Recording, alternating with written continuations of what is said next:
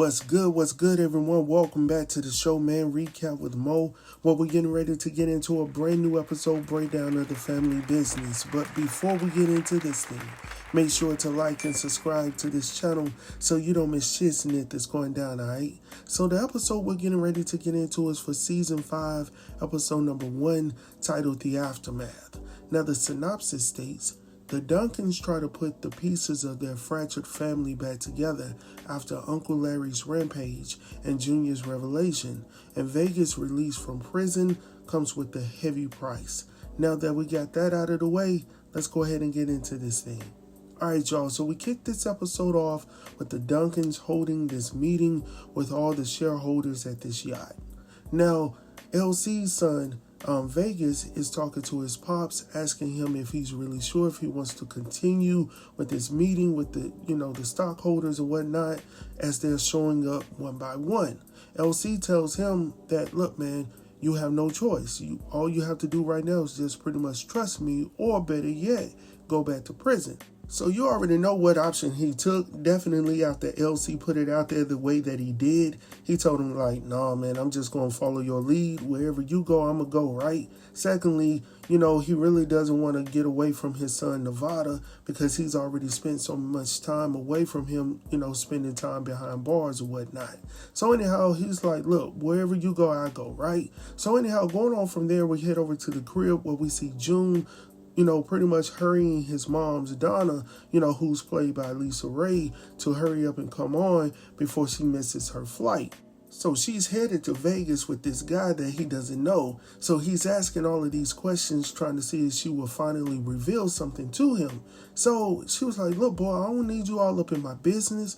You may be my son or whatnot, but no, you're not getting anything from me. So anyhow, from there, we head back over to the yacht where we see LC finally reveals his plans to the crew. So he tells them that, due to the fact that, we lost, Corey Black, and I think they lost the Lees or whatnot, that he's decided to temporarily add some familiar people to the crew or whatnot until, at least we can fill the voids. So the first one that he tells them about just so happens to be Consuela. Now, Consuela is Marco's baby sister, and it's so interesting that he decided to add her to the squad because of all the shit in it that has gone down previously. And you see Juan is sitting there, he's pissed off, right?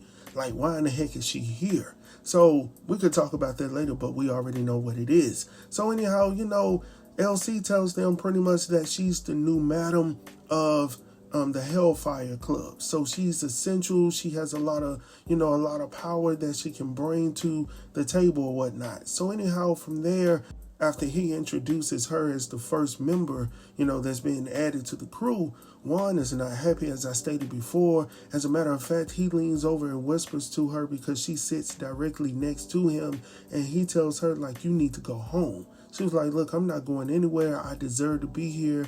I worked hard enough to be here, and I'm staying. But if you want to leave, you can leave. And you already know, ain't nobody leaving from the money table. The money is there to be made, so ain't nobody leaving. So anyhow, from there, LC introduces the second individual being added to the void spot. And it just so happens to be Sheriff KD. Now, Sheriff KD just so happens to be the president of the National Sheriff's Association. And I'm like, on immediate, there's something I do not trust about this man. I can't put my finger on it, but something just doesn't seem right about him, right? And you know what? It's sad to say, but I'm actually with Sebastian, because Sebastian did not like how all of this came out, right? Because first and foremost, he feels like he's treading on his territory. He's not giving him the whole Florida. So he feels some type of way about that. Like, he's like, you just take care of Miami specifically, and we're going to allow, Sheriff KD to take care of the northern region of Florida and the rest of the southern states. So he's already feeling some type of way about that. But I would definitely probably ride with, Sebastian over Sheriff KD. Maybe I would give him a trial run just to see if it would work out, right? But anyhow, it didn't happen like that. Sebastian gets upset upset. He tells him that he needs to take a vote. So, of course, LC is like, what the heck are you saying? Like, we're not taking no vote. What I said is what we're going to do. And if you don't like it, you can leave. He was like, well, I'm going to leave. He was like, well, get your tail up out of here.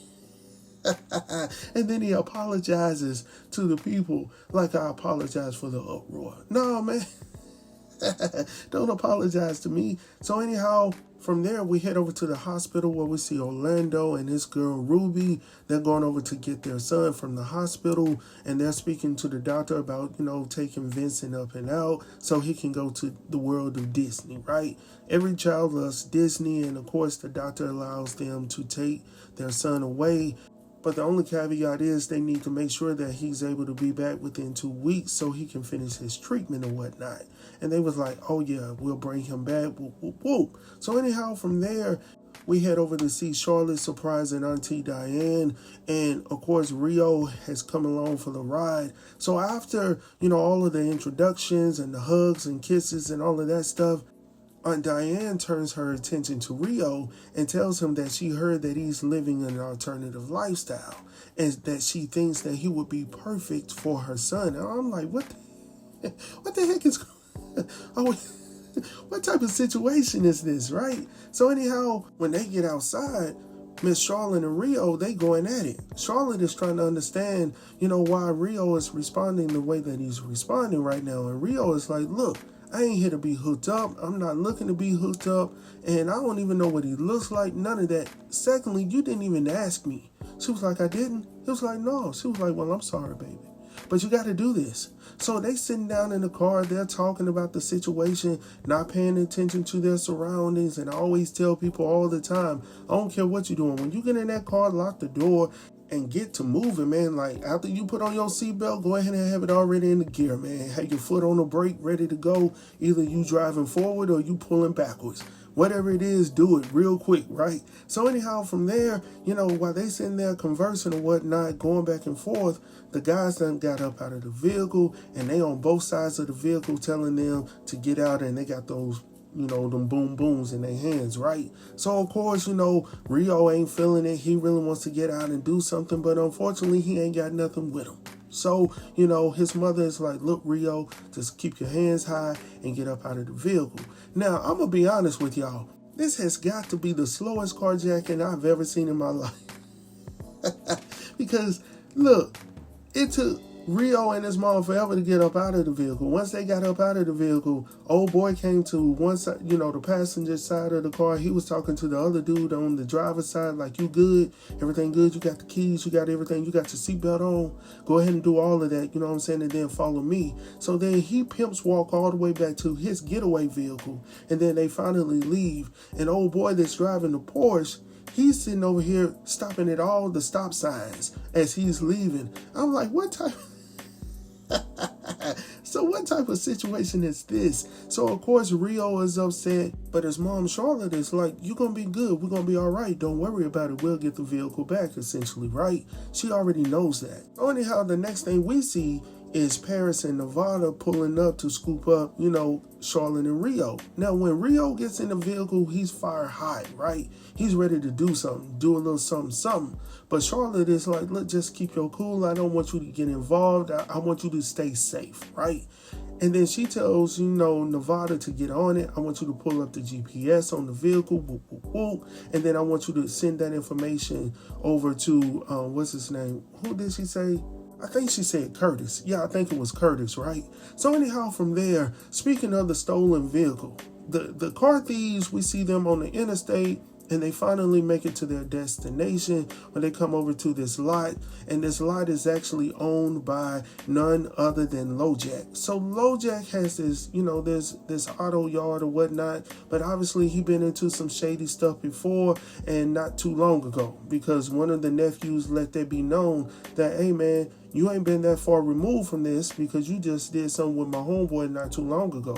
And he was like, well, I'm semi-retired or whatnot. So anyhow, they get up out of the vehicle and they're like, hey, we brought you something new. So anyhow, he's checking it out. He's looking at it. And it's like, yeah, you're going to be sure to give us a good price on this one, right? So he was like, yeah, let me look at it. So he gets to the rear of the vehicle. Once he gets down to the license plate where it says Chippy, He was like, where do y'all get this car from? he already knew. So anyhow, they're like, man, what you talking about? So then he jacks his nephew up on the fence. He was like, bro, where did you get this vehicle from? He was like, man, we got this from, some older lady at the church. He was like, man, please don't tell me who it. Did y'all get it from a light-skinned, tall lady? They was like, yeah. He was like, oh my gosh. I was like, he didn't want these problems, man. As a matter of fact, he has to tell these young gunners, and y'all need to be careful. Like, don't jack anybody, but y'all need to know who y'all jacking, because y'all just jacked the wrong daggone people. You just need to do your research. So anyhow, he tells them to give him the keys back. Old boy doesn't want to give him the keys, and he's like, look, man, I'm saving your life right now. So after old boy gives him the keys, the next thing you see is LoJack over there at the dealership. He looked like he took it to go get it cleaned up and brought it back in, and he's like, hey, Charlotte, I got your vehicle. So of course, when Paris, sees him getting out of the vehicle, she immediately punches him in the gut. And he's like, hold on, wait a minute, I ain't do nothing. Yeah, you got the car and the keys, man. So, obviously it looks like you were caught red-handed. But unfortunately, it wasn't him. And he had to deal with the situation as is. But nothing didn't happen to him. Charlotte said, thank you so very much for returning my car back to me or whatnot. And she gets a call from the school telling her to come and pick up her granddaughter or whatnot. So she has to deal with that situation, but she conveys to, Rio and Paris not to do anything against LoJack. All right. And of course, Nevada is standing there, and he advises them that it's not the best thing to do, definitely on the auto dealership lot. All right. So, do what you need to do, but not here. So it seems like everything is cool between LoJack and the family for the time being. The only thing is, at this moment, he doesn't have a ride to get back to his auto lot because he sped up out of his lot so very quickly he couldn't even tell nobody to follow him, right, to get him back. And he definitely couldn't tell his nephews because it would have been on sight. So anyhow, going on from there, I felt bad for him, man. So anyhow, going on from there, we head over to the Duncan residence where we see Sonya, putting this box together and then placing a bow on it. And she's trying to go over and surprise, her husband later on tonight, June, right? So June has not been there ever since he found out what he found out in the previous episode, that, Charlotte wasn't his biological mother, and his biological mother was actually Donna. So of course he leaves. He doesn't want to stay there with the family, and he actually leaves his wife there. And I'm already pissed about that because I'm like, how in the heck are you going to leave your wife at a place that you said you don't need to be, but you left the person that is your significant other at that same place? I mean, that just doesn't make sense. And then going on from there, we head over to see Rio, who is still fire-hot about the whole situation that went down earlier. Paris is telling him, like, look, man, you need to just calm down. She's like, Mom has already told us to just chill out or whatnot. So anyhow, from there, while they're still in the midst of the conversation, in walks Nevada, who delivers these blue roses to Paris. But he also tells them that his dad has told them to be ready within 2 minutes or they're leaving without them, right? So after Nevada leaves, Rio looks at the roses and he's like, dang, I ain't never seen any roses that color before. And Paris is like, yeah, they're very rare, right? So he was like, well, does it have a card with it or whatnot? She was like, no. So of course Rio was like, well, how in the heck do you know who they came from? She was like, well, I already know who they came from. But the strange thing is, the person that's sending me these roses is actually supposed to be dead right now. So of course Rio is sitting there like, what the heck? So anyhow, going on from there, we head downstairs to the kitchen where we see Charlotte and Nene, in the kitchen working on prepping a meal or whatnot, when London comes through and Charlotte tells her, hey, I had to go to the school earlier to pick up Mariah. So of course, after hearing that, London calls her downstairs to ask her, what happened? Why did Charlotte have to come to the school? Why did you not call me? And she was like, well, I actually didn't want you nor Charlotte to come. I actually wanted my dad to come. That's who I actually wanted to come and pick me up, because I have yet to hear from him. I've texted him, he hasn't responded back, and he never does that. So of course, London is feeling some type of way because he wasn't ready to have this conversation. But unfortunately for her, she's going to have to do it sooner than later, right? So anyhow, going on from there, Next, we head over to the memorial service for Sage or whatnot, and everything is cool. Everybody's walking in and out, no problems. But all of a sudden, when the Duncans show up, one of the security members is like, look, I don't mean no harm, but due to the family's request, they don't want y'all here. So of course, after hearing that, Sage puts her hands on the security guard. They have to tell her, look, just calm down, right? So anyhow, she lets him go. And of course, she's having a side conversation with him. Now, after hearing the word friend come out of Paris's mouth, her mom is sitting over here like, how dare you mention the word friend? If you were a friend to her, she would not be in this box right now. And I was like, Dad, go on, just calm down. We're supposed to be at a memorial service. What in the heck is going on? So it's just crazy. So long story short, they leave the building, out of respect for the family or whatnot. So anyhow, when they get outside, approaching the vehicles or whatnot, someone calls out to Vegas. So of course Vegas turns around, and it just so happens to be Antonio. So Antonio is like, look, man, I'm sorry. I just didn't want to discuss this, business inside of the church building. But now that I got you, let me just go ahead and get this on your mind. So he tells Vegas that, since, Vinny has left for California to go check on his sick son, he has yet to hear from him. No one has heard from him. So, of course, Vegas is like, well, I'm sorry to hear that, but what that got to do with us? So he was like, well, I know that your brother Orlando is out there in California, and I'm just wondering, has he heard anything or does he know anything, right? So, of course, Vegas is like, well, I'm not sure if he does, but I would check in with him to see if he, if he has heard anything or whatnot. So, anyhow, they walk on by. And as they're leaving, Antonio walks over to this guy on the side, and he's like, look, as soon as little Pete calls from California, I need you to let me know, because I honestly believe that the Duncans know the whereabouts of Vinny. So anyhow, since we're talking about Vinny and his connections, let's go ahead and head over to the hospital where we see the doctor that was working with Vincent earlier in the episode standing inside of Vincent's room at the time. So anyhow, this guy comes in and he's like, hey, I'm actually looking for the parents that, of the child that's in this room, Vincent, by the way. So he was like, well, unfortunately, they've already discharged the child. He's been gone for about an hour and a half or whatnot. So the guy's like, okay, that's cool. Well, would you happen to know, where they went? And he was like, well, unfortunately, I can't share that information with you. So he was like, really? He was like, no. So anyhow, he pulls that boom pow out.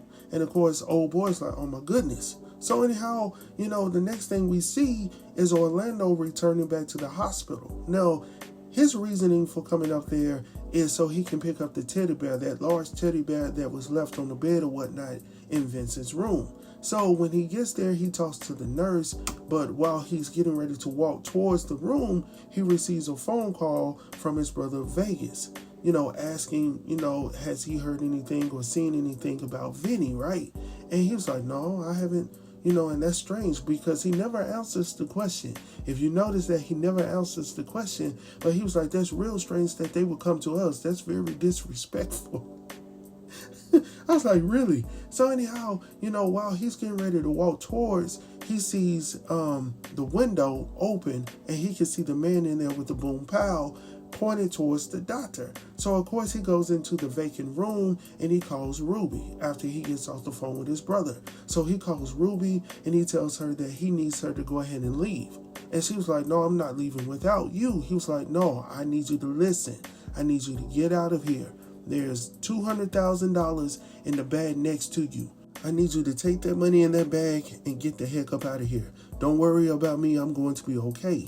So anyhow, from there, we see her driving off and we see him running throughout the building or whatnot. So anyhow, from there, we head over to a restaurant where we see LC and Sheriff KD, enjoying dinner. Well, should I say not enjoying dinner? I mean, technically, no one was really eating at the moment.